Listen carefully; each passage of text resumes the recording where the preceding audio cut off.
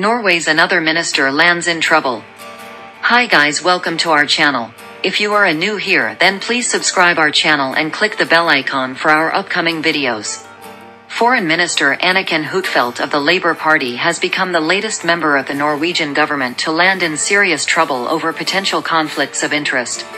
She claims she didn't know that her husband had invested in several Norwegian companies, including weapons producer Kongsberg Gruppen, while she's been in office over the past 2 years.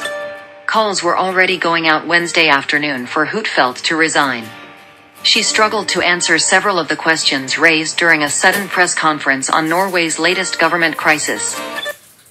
The press conference was arranged just after newspaper VG broke the news that Huitfeldt's husband Ola Flem had bought and sold shares in a long list of companies traded on the Oslo Stock Exchange.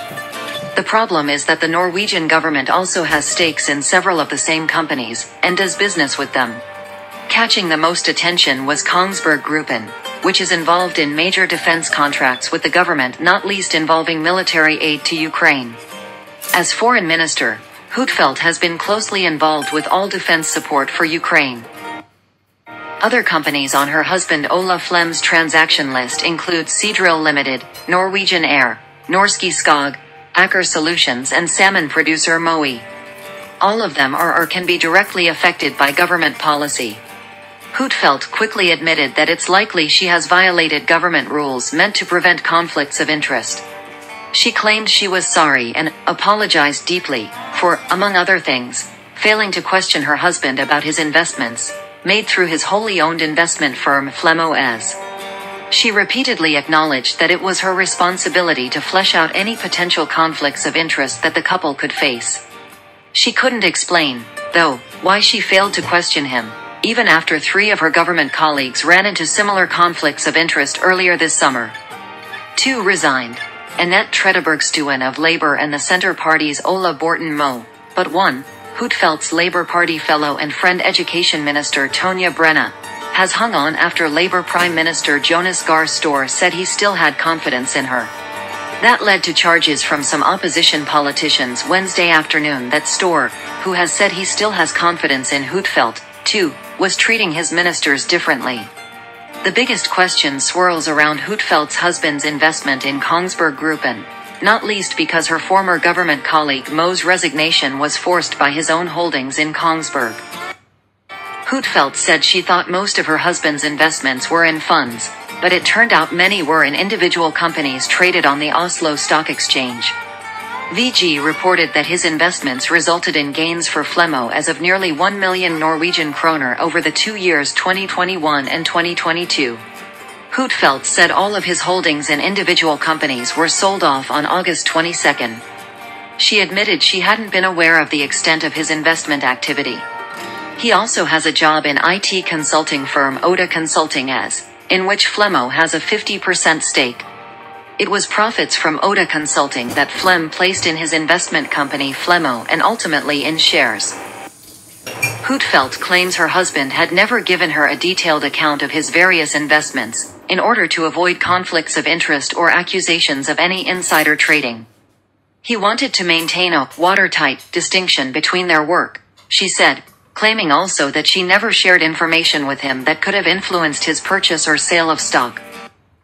She admitted to VG and at the press conference that she should have asked him for details of his portfolio, though, and given him better instruction on what he should have revealed. She acknowledged that it was her responsibility to prevent any conflicts of interest. I have not fulfilled my duty in accordance with the rules to gather information about my husband's economic activity. She also stated at her press conference that, I should have done more to prevent landing in this situation. Her husband, in the meantime, has apologized for putting her in such an awkward and publicly embarrassing situation. Questions remain over why Flem didn't reveal his investment in Kongsberg after a similar investment caused so much trouble for ex-minister Moe, who earned a fortune in offshore oil and gas investments. His case made headlines for weeks, and still is because of all the investigations going on, yet it apparently didn't ring any alarms for Flem. It wasn't, according to Huitfeldt, until she asked him about his portfolio while traveling home from summer holiday on August 6 that the issue came up.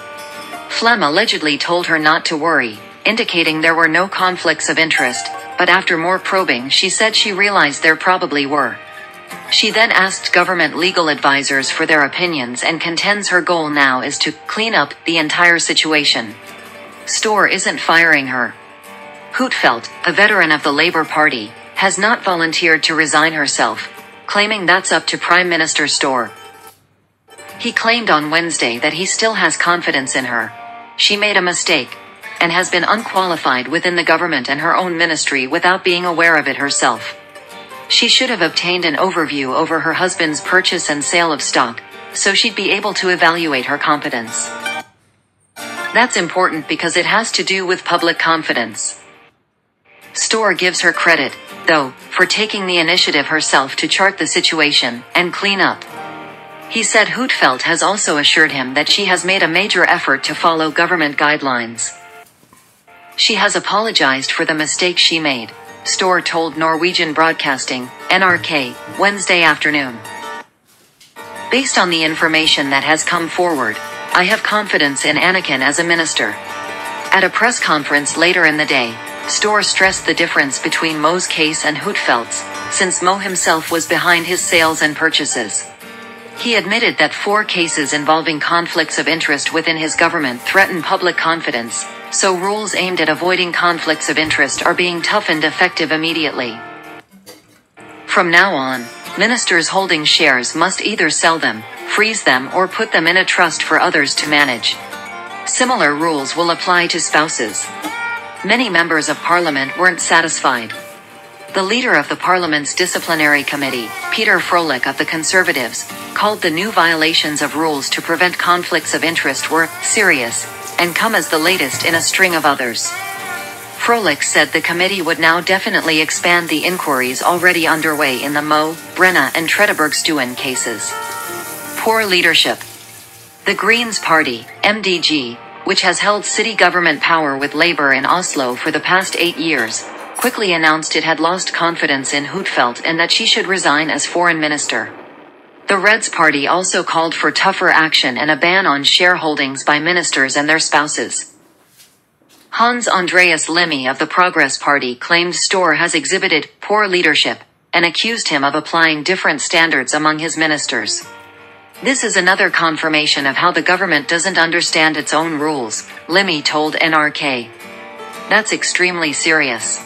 Grunde Almeland of the Liberal Party also called the situation extremely serious, and it will be taken up in the Parliament's disciplinary committee, as have the 3 previous cases of ministers running foul of the rules. I think we have a Prime Minister who has a problem explaining how this can happen, and why some ministers have to resign and others don't, Almeland said. It's a minister's responsibility to ask questions about a spouse's financial holdings. Most agree that Huitfeldt was slow to do so. With local elections looming in mid-September, this latest conflict of interest within the government is extremely embarrassing for those running for re-election from both the Labour and Centre parties. A professor at business school meanwhile, viewed Huitfeldt's case as nearly the same as the Borten-Moe case, telling NRK it raises questions of insider trading as well.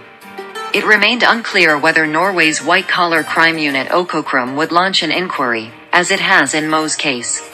Guys, I hope you like this video. If you like this, then please subscribe our channel and share this video.